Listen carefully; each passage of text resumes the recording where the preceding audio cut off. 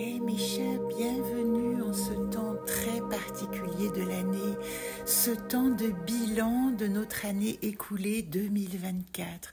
Alors je vous propose aujourd'hui, dans la tradition des enseignements des gardiennes lunaires, ainsi que nous l'avons vu toute l'année à travers les tirages Solune, ce moment de bilan où Jamie Sams nous dit que Wataji, l'étoile du matin se transforme en l'étoile du soir, ou vice-versa, évidemment, selon les hémisphères. Au moment du solstice d'hiver, il va nous être proposé d'avoir un temps de bilan. 8 jours pendant lesquels nous allons pouvoir faire notre bilan des mois écoulés.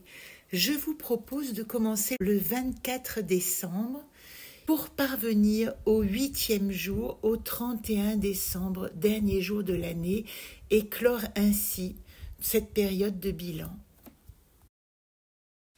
Alors, qui est-elle, cette Wataji? Wataji n'est autre que ce qu'on appelle ici les étoiles 4 heures, en réalité celle qu'on désigne comme l'étoile du berger, car elle est celle qui se lève le plus tôt dans la nuit et qui permet de nous donner une direction. Ce n'est pas une étoile, c'est une planète. Il s'agit de Vénus. Et Vénus, c'est ce point brillant qui est visible dans le ciel ou du matin ou du soir, qu'on peut évidemment confondre avec une étoile. Vénus, vous le savez peut-être, c'est une planète presque aussi grande que la Terre qui est située entre le Soleil et nous. Par conséquent, elle est toujours visible du point de vue terrestre, non loin de l'astre solaire. C'est pour ça qu'on ne peut l'admirer que dans les lueurs de l'aube ou du crépuscule et jamais au milieu de la nuit. Il y a longtemps, les anciens pensaient qu'il y avait 2 étoiles, une étoile du matin et une étoile du soir. Mais il s'agit de la même étoile, il s'agit toujours de Vénus, visible tantôt le soir, tantôt le matin, mais jamais les 2 en même temps. Voilà pourquoi on va l'appeler l'étoile du soir ou l'étoile du matin. Ce ne sont pas des astres différents. À noter que l'étoile du berger, donc la planète Vénus, et l'étoile polaire sont 2 astres différents à ne pas confondre. L'étoile polaire est beaucoup moins brillante que Vénus. Elle a pour particularité de sembler fixe dans le ciel et d'indiquer le nord. Elle marque d'ailleurs le pôle nord céleste. Voilà toute la symbolique de Wataji à ce moment de solstice ou d'hiver dans l'hémisphère nord ou d'été dans l'hémisphère sud qui va nous permettre d'opérer ce qu'on appelle un bilan de saut quantique de 8 jours.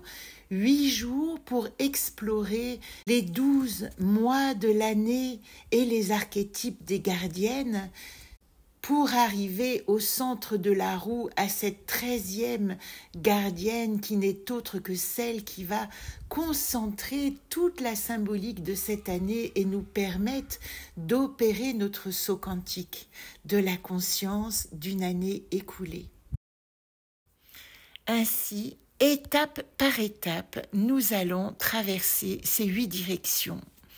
Je vous invite donc à suivre ce petit protocole qui va vous aider à faire le bilan de votre année écoulée, à associer à chaque mois et à chaque journée un mot-clé qui permet de dire adieu à l'année écoulée, à ce que vous ne voulez plus, à ce que nous ne voulons plus, de ce qui s'est passé dans cette année, qui nous a appris à grandir encore, et reporter sur ce petit personnage découpé, le Burning Bonhomme, ces mots-clés. Chaque jour, nous allons opérer ce travail, d'écrire un mot-clé correspondant pour le 1er jour, au mois de janvier et de février.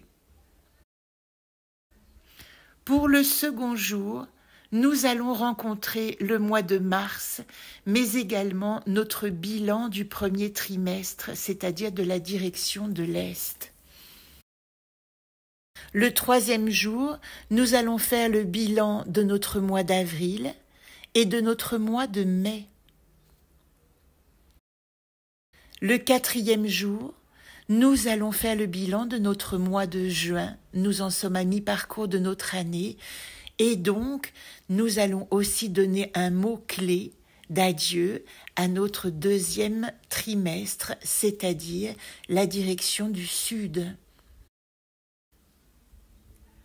Le 5e jour, nous allons faire le bilan de notre mois de juillet et de notre mois d'août. Le 6e jour, nous allons rencontrer notre mois de septembre associé à la direction de l'Ouest. Le 7e jour, nous allons rencontrer le mois d'octobre et le mois de novembre. Et enfin, le 8e jour, nous allons faire le bilan de notre mois de décembre et de notre direction du Nord, qui vont nous permettre de faire ce saut quantique de la conscience et d'entrer à partir du 1er janvier dans notre wishlist. Il y a cependant une petite précision que je souhaite ajouter et qui n'est pas de moindre importance. Pendant ce bilan où vous allez dire adieu à tout ce que vous ne voulez plus de 2024, je vous invite également à écrire une liste de gratitude de tout ce que vous avez reçu pendant cette année, car on ne peut se délester des choses qui nous pèsent sans remercier celles qui nous ont portés. Aussi, l'invitation est simple.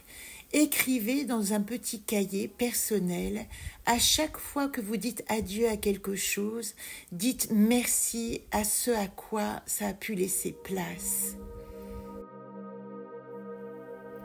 Et puis, dernière petite chose à ne pas oublier, au début de l'année 2024, pendant les 12 premiers jours, je vous ai proposé d'écrire un mot par jour et de le reporter sur chaque mois de l'année. 1er janvier pour le mois de janvier, 2 janvier pour le mois de février, 3 janvier le mois de mars, 4 janvier le mois d'avril, etc. Je vous propose de revoir toute cette liste de mots et surtout de considérer si vous avez honoré ces promesses qu'ils contenaient. En 2025, avec votre nouveau calendrier, vous pourrez procéder de la même façon. À partir du 1er janvier, un mot, le 2 janvier, un mot qui correspondra au mois de février, le 3 janvier, un mot qui correspondra au mois de mars, jusqu'au 12 janvier, et probablement que le 13 janvier, vous aurez votre mot-clé de l'année. Je vous souhaite une magnifique fin d'année 2024. Je vous souhaite également une très belle lune bleue, puisque c'est la deuxième nouvelle lune de l'année qui nous accompagne en cette fin décembre, le lundi 30 exactement. Que tous vos rêves soient exaucés. Et à l'année prochaine, avec toute ma gratitude pour vous qui m'avez accompagné.